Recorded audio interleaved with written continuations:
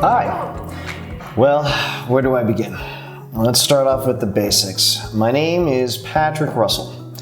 I was born and raised in Southern California, Long Beach, California to be exact. All my life, I attended school there, mostly Catholics and parochial schools with those blue corduroy uniforms that got real too hot in the summertime. For high school, I attended St. John Bosco High School in Bellflower, California.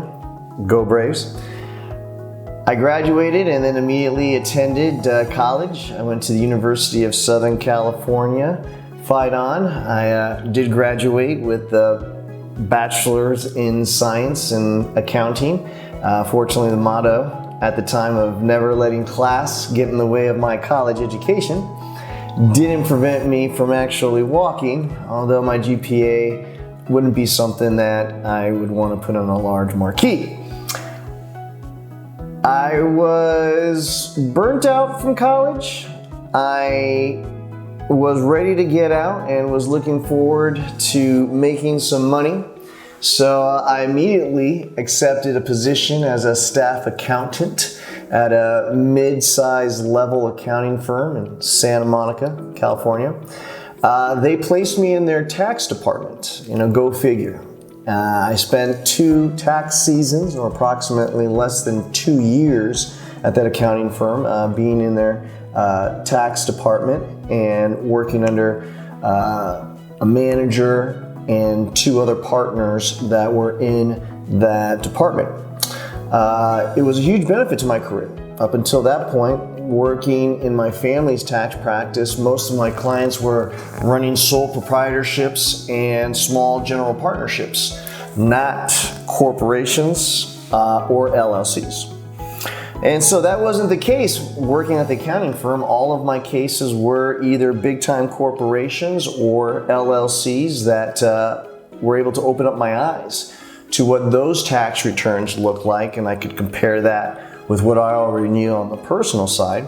And fortunately, the partners and the managers that were at that firm were first-class players in the game, and I learned a lot from them, an immense amount, and I owe a lot to that experience, especially later on in my career. My time at that firm didn't last too long, and that was for several reasons, but mostly because I needed to grow up and I needed a new direction in my life, and I just wasn't ready for corporate America 24/7 at that point. Part of it was that burnout factor. I was 23 at the time, and I had lived all of my life in Southern California, and aside from a few family trips to Cancun and local hot spots like that under my belt, I felt like there was a lot of this planet that I needed to see. My dad, Mike, who secretly harbored dreams of me attending West Point and having an illustrious career in the military, all ending with a pinning of a 4-star general rank on my shoulders, he was quick to point out how readily available travel plans could be made while in the employment of the United States military. So based on that sage advice, I found my way to the nearest recruiting office, and it didn't take too long for the recruiter to sell me on that next chapter in my life. I told the recruiter that I didn't want to spend one day in the United States and that I wanted to serve all my time overseas. To which the recruiter enthusiastically told me, no problem. Well, as true to his word as a recruiter can be, I didn't spend one day of my time in CONUS or in the continental United States. I did spend all of my military days overseas somewhere. My first duty assignment outside of Fort Knox, Kentucky for basic and Fort Jackson, South Carolina AIT, I was sent to Camp Yongsan in Seoul, South Korea.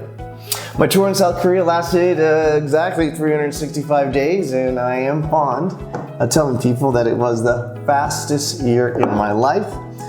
Being sent to Korea taught me a real important lesson in life, and it doesn't matter where you are, it only matters who you're with and the attitude that you bring with you Fortunately, I was assigned to a great chain of command, great section leader, all the way up from platoon commander to the division commander. There was good times from all angles, and of course things couldn't have lasted for too long, and it didn't. September 11, 2001, I was in South Korea, and it was approximately 2 o'clock in the morning when the news came through from CNN and Fox News that planes had crashed into the World Trade Center. And it got our commanders really excited. So we were outside Seoul, Korea, in one of the smaller forests that are actually available close to the city. And we were doing some training exercises and pretending to be infantry soldiers for the weekend. And it was a surreal night that once the word came down that we were being attacked, that it was now necessary for us to take a much more aggressive and real posture towards anybody that may be doing us any harm. And so driving back in a big convoy to the base and looking at everybody in a strange way became very clear, and we realized very clearly that from that point forward, nothing in a military career was going to be the same, and that was true. Our security posture had gone up, bases got locked down, training took on a more serious tone, and it took a while before the general anxiety that we all felt subsided, but it did last for most of my time that I had left in Korea. So immediately after my tour in Korea, the orders came down for me to be sent directly to Germany, where I ended up spending approximately 3.5 years of my life working as a finance soldier, managing what those bases call their disbursing section. But another way of looking at a disbursing section is that it's just an overseas bank for the United States soldier, right? We've got a vault, we got money in it, and we also got a customer counter that provides support for the soldiers that would have a problem on their paycheck. And just like every other soldier overseas, I took the opportunity to use all those long weekends for traveling and sightseeing. I spent a lot of my time serving our country, checking out all of the tourist traps located around Europe, in countries like France, the UK, Spain, Prague, that's Czech Republic, Romania, Turkey, and a few other places that I'm embarrassed to say I don't remember. After a while, you do get the sense that you've seen enough castles and cathedrals and priceless works of art to last a lifetime. And so the time came and went. I did get deployed several times, but fortunately, most of my deployments were either not in hot spots or in hot spots that turned out not to be hot spots, that turned out to be vacation spots. In 2005, a big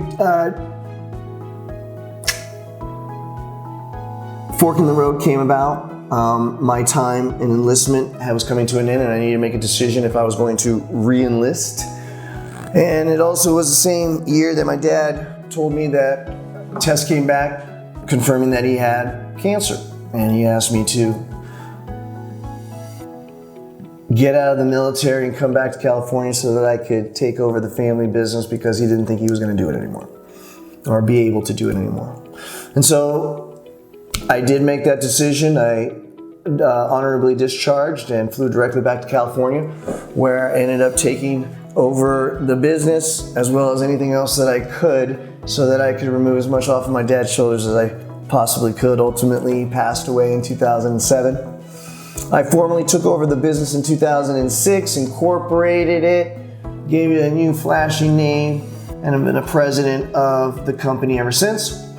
Over my career, I've earned the title of an enrolled agent, which simply means that I have a certification license to represent clients in most levels and stages of an audit and audit representation. This allows me to stand in front of the man and in between my clients whenever a letter comes through the mail. I typically handle anywhere from 4 to 6 audit engagements each year. Now those are the in-person engagements where I have to actually sit in front of somebody. That doesn't account for the correspondence audits, aka those audit letters that come in the mail, and they simply are requesting a list of documents to substantiate or prove some of the bigger items on that client's tax return. I have a lot of experience dealing with the IRS agents on all levels. I've also dealt with a lot of other taxing agencies, especially in the state of California, that be a franchise tax board, California Department of Taxes and Fees agencies, otherwise known as a Board of Equalization, sales tax guys. I work with workers' comp.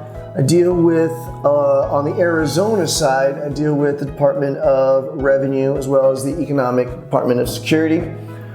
These are all agencies that have different set of rules and different gravitational forces that motivate their cases, and knowing what approach works best with each agency goes a long way. I try to provide a one-stop shop for my business clients, a suite of business tools and activities, providing my clients with whatever support they may need to lift their small or medium-sized business off the ground. In 2016, it became clear to me that the direction of personal service consultants like myself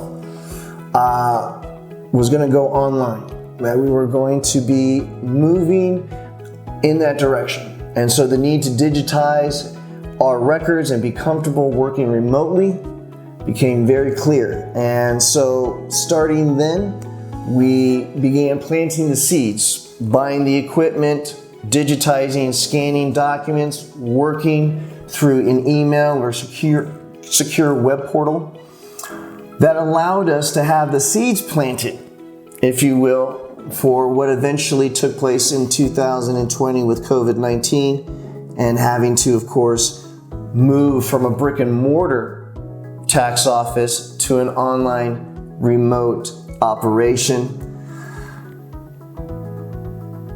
The saying goes that you can't make an omelet without cracking a few eggs. That couldn't be more true for transitioning from a business that was working in the old school way to working in a brave new world. Google Meeting, FaceTiming, Zooming. We've taken the time to work with all of these applications to be comfortable in those arenas so that we can make the process for our clients in tackling whatever needs they may have much easier and more efficient. As we move forward into the great unknown, COVID-19 and our new way of life will dictate a lot of the direction of where mmtaxman.com will go. We're always searching for a better, smarter way of doing things. And it's exciting knowing that with the new needs that we all have will come the new solutions, whether it be through technology or different protocols or some other method to make ourselves more valuable to our clients. We're always open to new ideas. And so as we venture off together into the future, please know that here at mmtaxman.com, we're always learning, we're ever vigilant, and always curious. And hopefully those traits will serve you and serve our company well as we look to do things in a much better and faster way. As always, if there's any questions, feel free to email me at patrick@mmtaxman.com. I do appreciate the time that you're watching, and I look forward to talking to you again soon.